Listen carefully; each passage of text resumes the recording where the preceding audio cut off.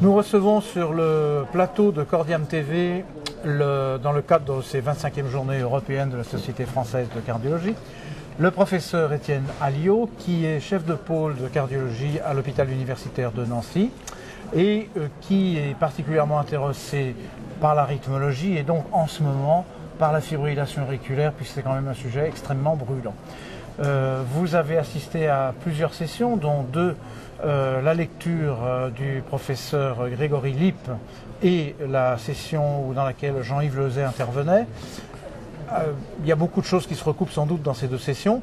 Est-ce qu'on peut, et notamment, il a été question de beaucoup de registres. Donc la première question, c'est que pendant des années, on a un petit peu été réticent à parler, à prendre en compte les registres, et puis maintenant, c'est pas l'information à la mode, mais enfin, on en prend beaucoup plus compte. Les Suédois nous ont montré qu'on pouvait faire des choses extraordinaires, et c'est devenu quand même un outil extrêmement important. Est-ce que vous pouvez nous donner quelques détails là-dessus? Alors tout à fait, votre introduction est tout à fait pertinente, et si Grégory Lipp et Jean-Yves Leuzet ont été les orateurs parmi d'autres sur ces sujets, c'est qu'ils ont participé eux-mêmes à beaucoup de registres qui sont, pour certains d'entre eux, la base des recommandations. Et c'est pour ça que, devant une qualité s'améliorant régulièrement de ces registres, on les considère aujourd'hui comme des éléments, entre guillemets, scientifiques, si on peut dire ainsi, d'importance, parce qu'ils nous aident à comprendre l'épidémiologie, la façon de faire des cardiologues, des médecins dans les différents pays, dans les différents continents, qui nous aident à la compréhension des traitements, de leur façon de les suivre. Et donc tous ces registres, aujourd'hui, qui s'améliorent, même s'ils sont un certain nombre de biais, sont la base de beaucoup de nos recommandations. Quand vous dites un certain nombre de biais, ça veut dire quand même que les réticences qu'on avait il y a quelques dizaines d'années n'étaient peut-être pas totalement injustifiées. Quelles sont celles qui persistent, quelles sont celles qui ont disparu? Alors, les biais existent indiscutablement, puisque pour entrer dans un registre, il faut clairement que le médecin qui entre le patient dans un registre les choisit. Il entre éventuellement celui qui veut, et celui qui ne veut pas, il n'enregistre pas. Donc clairement, il y a déjà un biais de recrutement.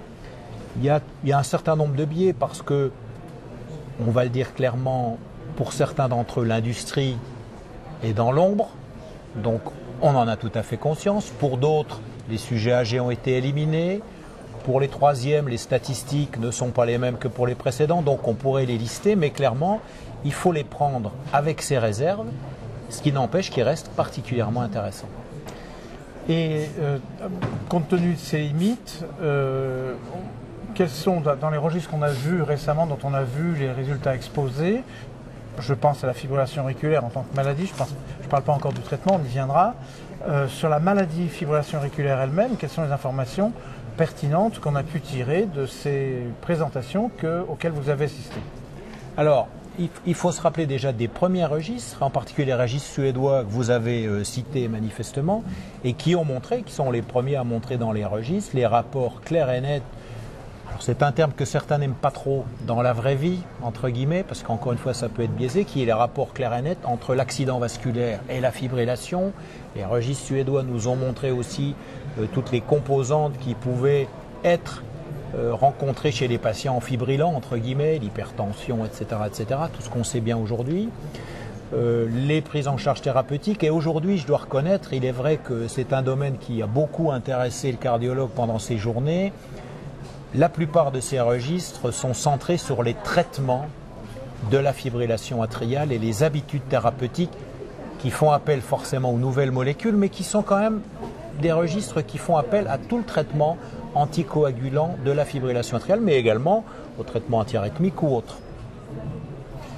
Et donc les habitudes thérapeutiques, la façon de prescrire, on voit des choses qui sortent par exemple, entre les médecins par exemple. On peut prendre des exemples, j'en ai noté quelques-uns au décours de ces présentations. Par exemple, si on prend Préféref, qui est un registre dans lequel a participé du reste Jean-Yves Leuzet, on s'aperçoit que les habitudes de prescription des antivitaminiques K sont totalement différentes dans les pays d'Europe.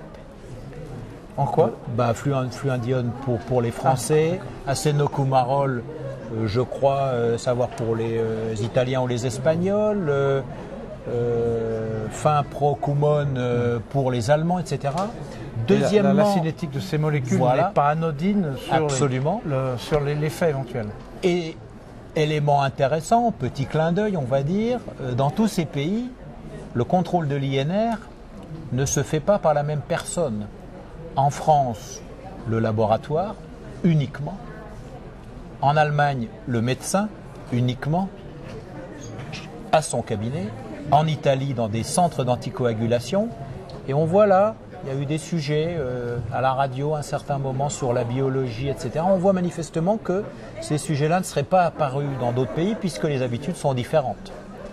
Alors, bien évidemment, d'autres habitudes sont ciblées et il y a beaucoup de renseignements aujourd'hui qui sont centrés sur les AVK et les anticoagulants oraux directs, encore une fois. Et puisque vous faites la transition avec les anticoagulants directs, donc aujourd'hui, dans l'état des connaissances que nous donnent ces registres, pour ce qui est des registres, qu'est-ce qu'on a appris aujourd'hui avec ces médicaments, de nouveau? Alors, ces registres nous montrent finalement, si on veut les résumer, il y en a beaucoup. Il y a Gloria, il y a Préfère-AF, il y a le registre DRED, il y a le registre Garfield, qui est un registre international. Il y a même nos registres NACORA, NACORA Switch, qui sont des registres qui ont été présentés et établis par les caisses d'assurance maladie ou par les agences de la recherche, qui ont regardé comment, chez les patients auxquels on prescrivait des médicaments, ils répondaient soit aux AVK, soit à ces nouveaux médicaments en termes essentiellement de complications et qui ont du reste montré que dans la vraie vie, encore une fois, si j'ose utiliser ce terme, ces médicaments faisaient au moins aussi bien, si ce n'était mieux que les AVK. Mais on apprend aussi les différences entre les différents pays, les différents continents en termes de pourcentage d'anticoagulation. Je parle toute médication confondue, classique, antivitaminique K et nouvelle.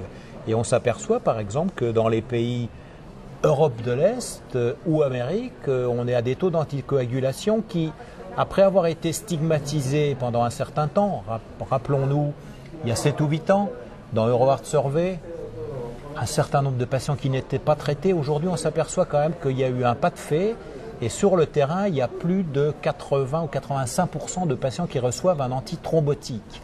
Mais on s'aperçoit dans certains, comme par exemple le registre Dresde, qui est un registre très intéressant, qui a encore pas mal de prescriptions d'antiplaquettaires, ce qui est important, que le sujet âgé ne bénéficie peut-être pas suffisamment du traitement.